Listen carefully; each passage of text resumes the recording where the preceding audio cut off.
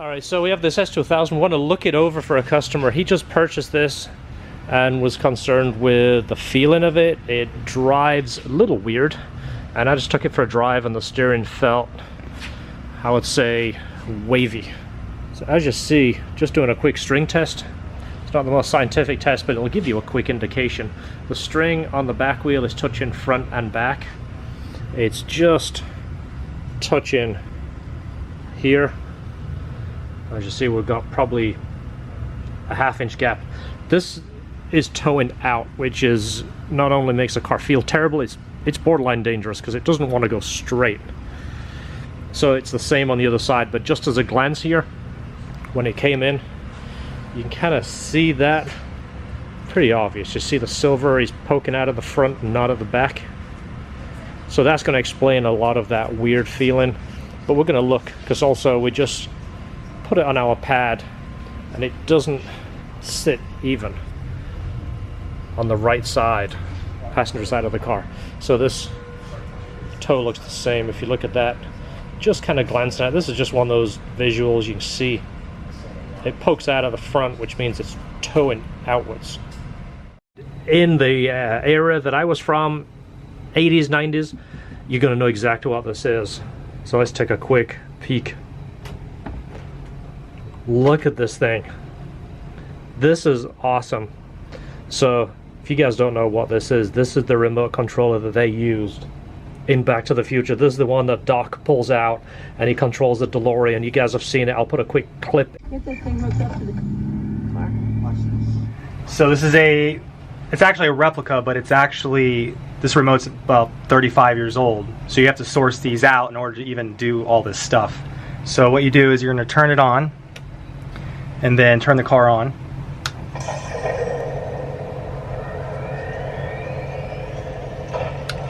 And then Doc comes on. My calculations are correct. When this baby hits 88 miles per hour, you're gonna see some serious shit.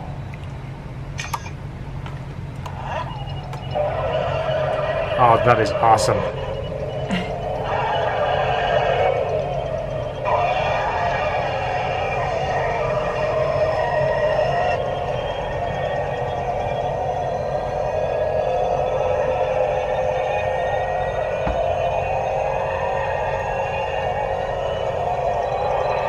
Takes a while to get to 88. I was gonna say, it takes a this thing needs a supercharge, doesn't it? Alright, things will start to happen. I like the build-up noise.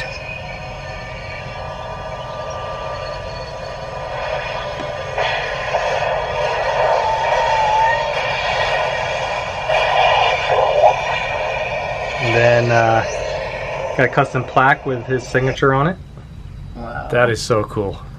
And then there's all the sequences, so you press down. What did I tell you? 88 miles per hour! Wow. And then Marty goes. Jesus Christ, Doc, you disintegrated Einstein! Wait a minute, Doc.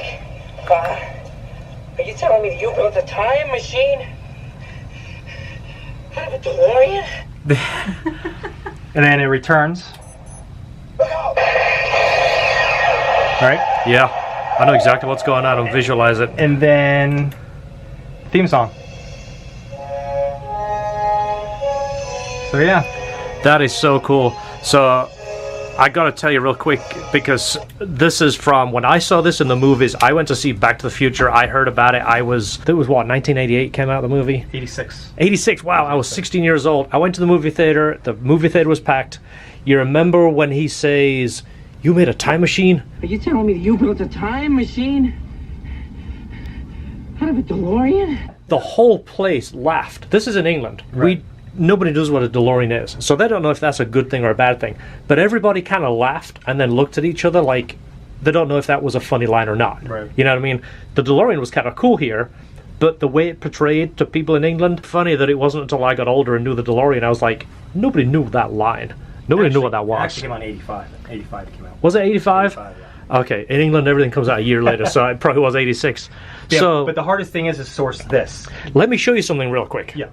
Not as old as yours, but this is... for the airplanes, right? Yeah, this is for the airplanes, and I bought this specifically, one, because it's got the 9 channels, but I don't have a time machine. I have a Dragon Link. So what this does, this taps into the radio, and it takes away the 72 megahertz, which is for this antenna right here, this guy right here. Rather than transmitting 72 megahertz, it transmits 433, and it's a much longer range. Rather than getting, say, a mile on this, we get about 50 miles on the Dragon Link. But this, I had to source this just because I wanted the Futaba with these controls. Obviously, it's not quite as old as this. This one looks closer to 80s. Obviously, yeah, early 80s. This is 90s. But yeah, that's what I use for my long-range planes right there. Needs dusting. It does. Look older because it's I quite know. dusty. Yeah, you see, mine's more vintage looking. So what are you doing with this? I know as a collector you probably just love this stuff, but do you buy and sell this stuff? I'm currently selling this. You are selling I it? am selling this to the right collector. Okay. It's the only one signed. Yeah, it's one of those things that as much as I'd like to own and keep everything, you kind of keep it, enjoy it for a little bit, sell it, move it on, let someone else enjoy it, move on to the next thing. Yeah. So this was the company that did Yeah, this. Doc Prop Shop in California. That is so cool. Was there anything to do with the DeLorean? Did they do anything with it? Yeah, they actually, there's a new show, it was a documentary on Discovery, where they actually used his actual prop, that he made it for the show. So he's gotten some recognition for that, but this is kind of like a hobby for him that turned into a business. Yeah, oh, no, that works. But these are very hard to find in good condition. I mean, This looks absolutely pristine. Yeah. Mm-hmm. I mean, it's still got like the plastic on there to Yep. keep this display nice. Mm-hmm. That is so cool. and this right here is kind of patented by the actual creator of the original. Yeah. So they had to figure out how they were able to get the numbers the right color. Well, right down to this. Now, if Everything. you're going to want to watch the movie and zoom in on this, you're probably going to see like the screws and the brackets. They're probably, these guys, when they do this, Yeah. they really go all out and make sure it's correct. Yeah. So I have a friend that would love to see this. I'm going to take a picture and send it to him. For sure. He's going to be in love with this thing. He's a Back to the Future fan, and he's like me. He keeps wanting to buy a Toyota pickup just because it was in the movie. Right. That is awesome. Well, thanks for sharing this. Can I put your information on the Yep. screen? I'll just put it on. You Yeah, can send me it. that's fine. I'll put his information on the screen. If this is something you want, I'll give you a link. You can get a hold of him direct. You can talk numbers. You can bid on it. I don't know how he does it, but you can handle it and he'll take care of you. All right, so we just did the diff, the trans, and the engine. He has an appointment at a local alignment shop. We're going to get this alignment sorted out before we do anything else. We don't want him to put money into this car until the alignment's right. When the alignment is off on these cars, they feel absolutely terrible. They don't feel anything special at all. When the alignment is right, these suckers feel like a go-kart, and right now he's not getting that, and it's hard to get motivated if the car doesn't feel right. So go ahead, get on out of here. Come on back and we'll do the brake and the clutch. Make sure you get it before and after too. I want to show how bad it was. We won't name the alignment shop that just did your alignment, but they didn't do you right. That's not right at all.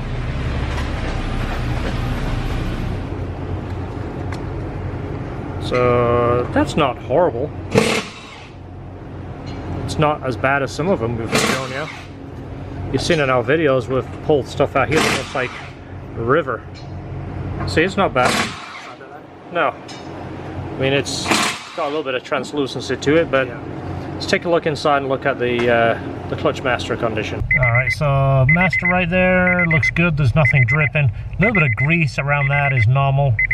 But we don't want to see it looking like thick gray grease or even dripping. So that's good. We flushed that through. We'll be in good shape. So where's our before and after? Was it as delightful as we expected? The front caster was like... Yeah, let's look at...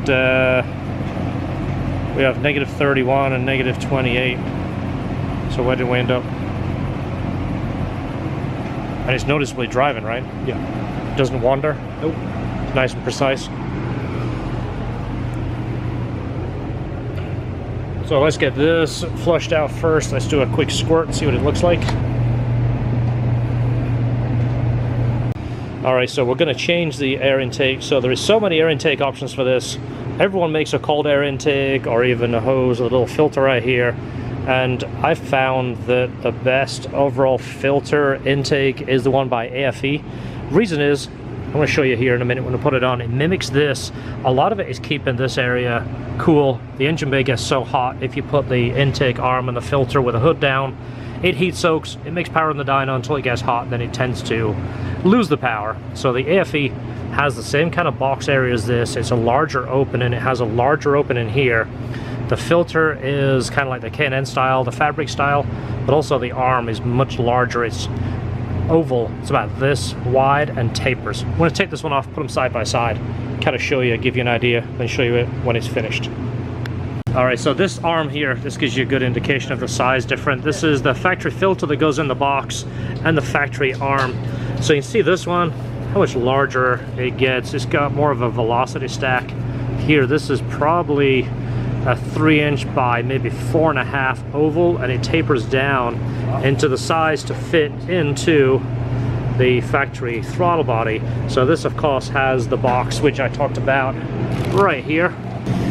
There you go. So that's what it looks like in the open. You can see how much of a large opening it has. A lot of area for the air to come in. Huge opening for this filter, for the flange of the filter to go in there.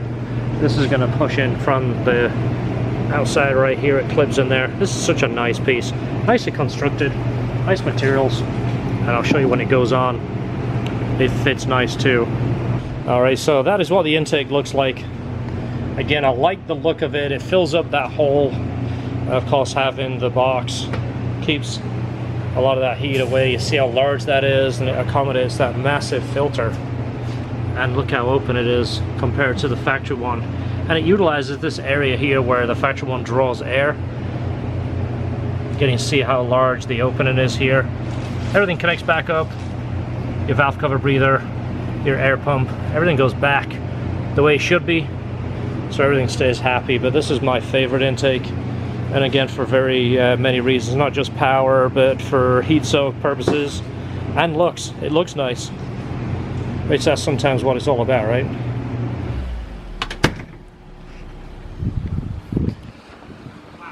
Sounds better, doesn't it? Oh, yeah. Do it again.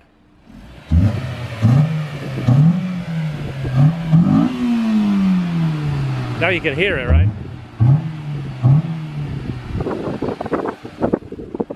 All right, now if we get a parking lot rev-up competition, I'm going to call you over. Right. You can be a part of it. We have customers like to do that a lot. This is awesome. You want me to drive it? You want to drive it? You drive it. Okay. Did I tell you how much I charge for test drives? No, I didn't. Okay, I'll drive it and then we'll talk about it. Okay. Do you want to go with me or you want to stay here? I'll stay here because I have stuff on this side. Okay. Just let me know what you think. Not to mention, you don't want to sit on the passenger side of an S2000. Have you ever sat on that side? Not yet. It's 10% smaller than this side. Like, you can't get your feet in there as a big guy. No thanks. Like, I can't sit over there. All right. So 24,500. So you've put, what, 1,200 miles on it since you've had it? Yeah. Nice. Wow, people are going to be all over this car. They're going to go, wow, 24,000 miles. This is beautiful. And everything looks nice on the inside. You know, the typical wear areas, you know, the steering wheel, these switches, we often see all this paneling getting scratched up. And this kind of goes along with the mileage. You never want to see a low mileage car and then find out this is all wore out. And it usually means that the mileage is not accurate. But this says it looks good. The switches are nice. All the lettering is nice. Door handle's not all wore out. Switches are all nice. The lettering is not scratched off. So don't do any top speed runs down our street anymore. The police just put this up just so they can verify how fast you're going. There's been a dude blasting up down this street last few nights and then drifting at the cul-de-sac. 2 or 3 people apparently called the cops, enough for them to bring that down there. Little did I know, not only does that flash and tell you that you are going a little bit too fast, it does have a camera in it and it does record you. So I think if you do it too many times, they give you a friendly letter in the mail to let you know that they need to talk to you about it. Don't ask me how I know that. Alright, so this definitely feels better from where it was. Now the wheel centers and you let go of the wheel and it wants to return, where before it would kind of just wander. Unless I get it at some higher speeds and really play with it, it's hard to get some feedback. But if you ever get a chance to drive an S2000 and it doesn't give you that really cool go-kart type feel, it's more than likely the alignment. They're very sensitive to alignments, and I've driven hundreds of these. I mean, I've been working on these since the day they came out in '99. So that's 22 years of working on S2000s. And it's kind of like you get used to the same old thing. I mean, you look at the back of your hand, you know what it should look like. You're very used to it. It's like us with S2000s. So if they're out of whack, we can usually pinpoint it pretty quick. This customer was, I mean, almost nervous that he'd bought a bad car because it drove so bad. And of course, we kind of verified it. We said, no, it needs this, it needs an alignment. We do the fluid changes. The transmission felt notchy. He came from a 8th gen Civic, and he said the transmission doesn't feel very good. It feels kind of scratchy. And we talked to him about doing the Royal Purple, which we did on this car. And it makes the transmission nice and slick. I mean, it's, you know, I mean, you can literally shift it with your fingers, and you don't get that scratchy feel through the shifter itself. So this feels better, but again, I don't want to go way far, and I don't want to go way fast and get this thing up to speed. I mean, I've run up to 45 miles an hour, and it feels much better. It takes a while for me to really get a really good understanding of a car. I mean, immediate, get in a car, you can tell things that are off right away, but you got to kind of drive them a little bit and see if there's any quirks, and then they start to stand out a little bit. But shifting's better, motor's better, it sounds strong. The intake, you can hear it. I'm going to get it out on our side road and gun it, see if you can hear the intake. That is something that a lot of people want, is an intake sound. This car does need some exhaust because it doesn't make any sound. Same as my truck right now, and the Porsche doesn't make any sound. Doesn't really give you any feedback of what's going on. I'll do a second gear here, that way I'm not doing crazy speeds down here and getting into trouble. You can, so you can hear it now. VTEC is still really high. VTEC's, I think, at like 58 on these. According to the gauge, it's going to look like it's 6 because the gauge is a little bit higher than actual. But the VTEC really needs to be, you know, 442.